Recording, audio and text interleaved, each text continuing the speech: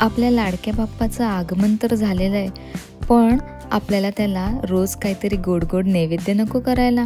तर आज आपण झटपट आणि सोप्या पद्धतीने रसमलाईचे मोदक बनवणार आहोत. तर चला सुरुवात करूया आजच्या या रेसिपीला.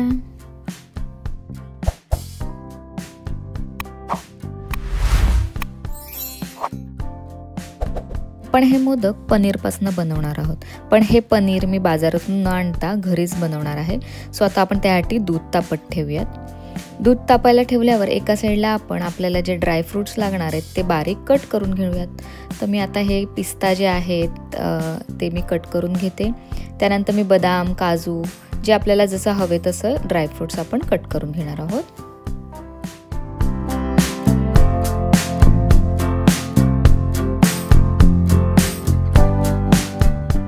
आता आपल्या दुधाला जरा उकळी आली की आपण त्याच्यामध्ये मी व्हिनेगर ॲड करणार आहे. तर 1 चमचा आपण व्हिनेगर ॲड करून घेऊया. व्हिनेगर ॲड केल्यावर आपलं साहजिकच हे दूध फाटणार आहे आणि हे पनीर तयार होणार आहे. बघा आता तुम्हाला समजेल, हे बघा दूध फाटलेलं आहे. सो आता आपण हे गॅस बंद करणार आहोत आणि हे आता आपण गाळणीने गाळून घेणार आहोत.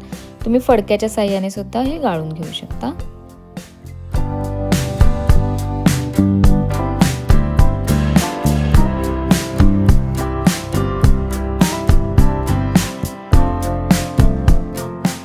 यात आता मी थोडं थंड पाणी ॲड करून ते व्यवस्थित धुवून घेणार आहे. आणि आता जो हा आपलं पनीर तयार झाले, आता आपण त्याच्यापासून मोदक तयार करायला घेणार आहोत.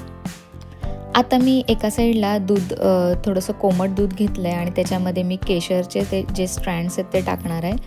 आपल्याला रसमलाईचे मोदक बनवायचे आहेत, त्याच्यामुळे हे आपल्याला केशर आत्ताच भिजत घालून ठेवायचं आहे. तर त्याला त्या दुधाला छान कलर येईल. एका साईडला आता आपण कढई तापत ठेवूयात आणि कढईमध्ये आता आपण तूप घालून घेऊयात. आता या तुपामध्ये आपल्याला पनीर ॲड करायचं आहे आणि हे पनीर आपल्याला छान फ्राय करून घ्यायचं आहे या तुपामध्ये. सो आता मी हे सगळं पनीर जे आहे ते फ्राय करून घेते.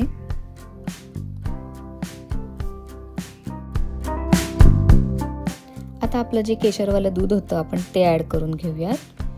आणि आता या दुधामध्ये आपल्याला हे पनीर व्यवस्थित शिजवायचं आहे.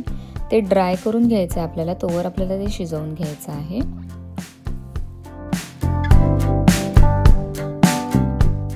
हे जे पनीर आहे ते थोडंसं ड्राय झाल्यानंतर आपण याच्यामध्ये मिल्क पावडर आणि पिठी साखर ॲड करणार आहोत.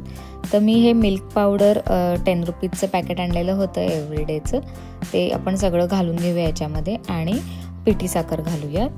तर पिठी साखर आपल्याला जसं गोड हवे त्याप्रमाणे, कमी जास्त गोड ज्यांना लागतं त्याप्रमाणे आपण ती पिठी साखर घालून घेऊया.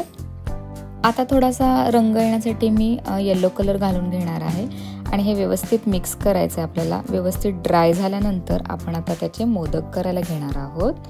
तर आता बघा, तुम्ही बघू शकता हे व्यवस्थित ड्राय झालेलं आहे.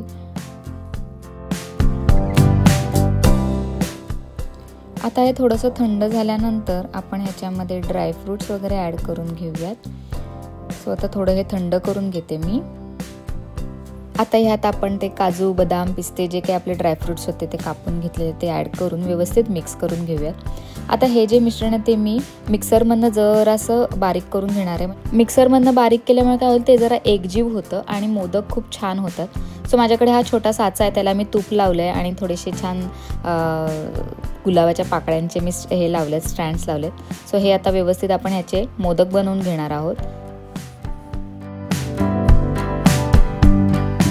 दुकानात जेवढे टेस्टी मोदक मिळतात त्याच्यापेक्षा जास्त टेस्टी हा मोदक होतो आणि दिसायला इतका हा भारी दिसतो ना, तेवढाच भारी लागतो. सो मी आता हे सगळे मोदक बनवून घेते आपल्या बाप्पासाठी.